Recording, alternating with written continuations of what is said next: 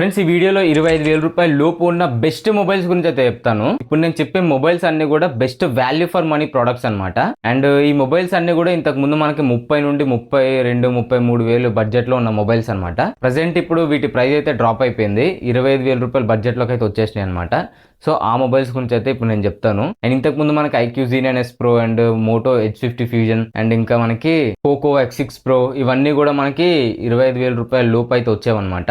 ఇప్పుడు ఈ మొబైల్స్ అన్ని కూడా మనకి 20,000 రూపాయల లోపే వచ్చేస్తున్నాయి. సో అందుకని వాటిని ఇప్పుడు నేను స్కిప్ చేసి ఈ 2025 లో 35,000 రూపాయల ఫోన్స్ ఏవైతే 25,000 రూపాయల వరకు వస్తున్నాయో ఆ ఫోన్స్ గురించి అయితే చెప్తున్నాను అనమాట.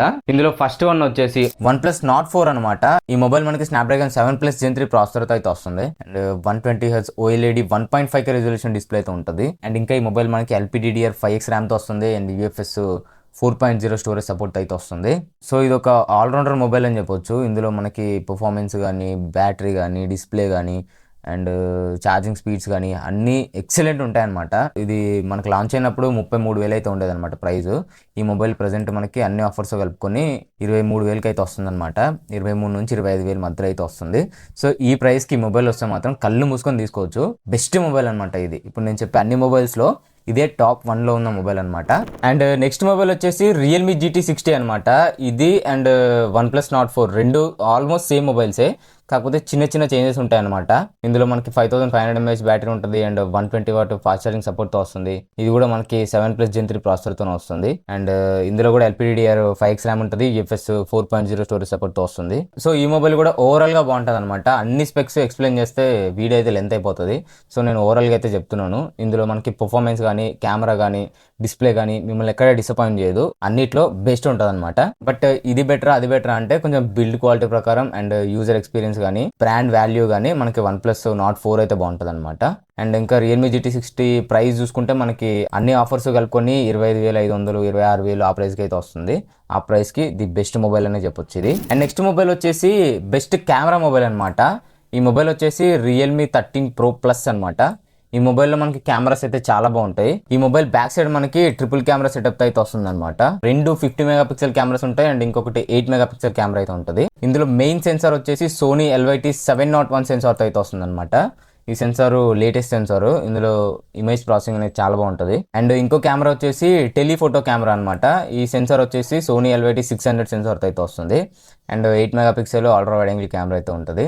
అండ్ ఫ్రంట్ మనకి 30 మెగాపిక్సెల్ కెమెరా అయితే ఉంటుంది అనమాట. అండ్ ఇంకా రిమైనింగ్ స్పెసిఫికేషన్స్ గురించి మాట్లాడుకుంటే ఈ మొబైల్ మనకి 5200 mAh బ్యాటరీతో వస్తుంది, 80W ఫాస్ట్ ఛార్జింగ్ సపోర్ట్తో వస్తుంది. అండ్ పర్ఫార్మెన్స్ వచ్చేసి ఈ మొబైల్ మనకి Snapdragon 7 Gen 2 ప్రాసెసర్ అయితే వస్తుంది. ఈ మొబైల్ మనకి 8+256GB వేరియంట్ వచ్చేసి 27,000కి అయితే వస్తుంది. అండ్ కార్డ్ ఆఫర్స్ అన్ని యూజ్ చేస్తే ఈ మొబైల్ 24,999 రూపాయలకి అయితే వస్తుంది ప్రెసెంట్. సో 25,000 రూపాయల లోపు ఎవరైతే ఒక బెస్ట్ కెమెరా మొబైల్ కావాలనుకుంటారో ఈ మొబైల్ అయితే కన్సిడర్ చేయొచ్చు. అండ్ నెక్స్ట్ మొబైల్ వచ్చేసి మోటో H50 మొబైల్ అనమాట.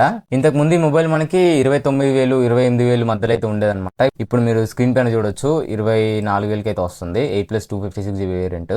ఇది కూడా మనకి మంచి కెమెరా మొబైల్ అని చెప్పొచ్చు. ఇందులో IP68 వాటర్ రెసిస్టెంట్ ఉంటుంది అండ్ Sony LYT 700C సెన్సార్తో వస్తుంది అండ్ 1.5K రెజల్యూషన్ డిస్ప్లే ఉంటుంది. మిలిటరీ గ్రేడ్ సర్టిఫికేషన్తో వస్తుంది and 5000 mAh battery, 68W turbo charging support ఉంటుంది and 15W wireless charging support ఉంటుంది. Snapdragon 7 Gen 1 ప్రాసెసర్తో వస్తుంది. సో ఇలాంటి స్పెసిఫికేషన్స్తో ఈ మొబైల్ అయితే వస్తుంది అనమాట. సో ఎవరైతే 25,000 రూపాయల బడ్జెట్లో ఒక క్లీన్ ఆండ్రాయిడ్ మొబైల్ కోసం చూస్తున్నారో ఈ మొబైల్ అయితే కన్సిడర్ చేయొచ్చు.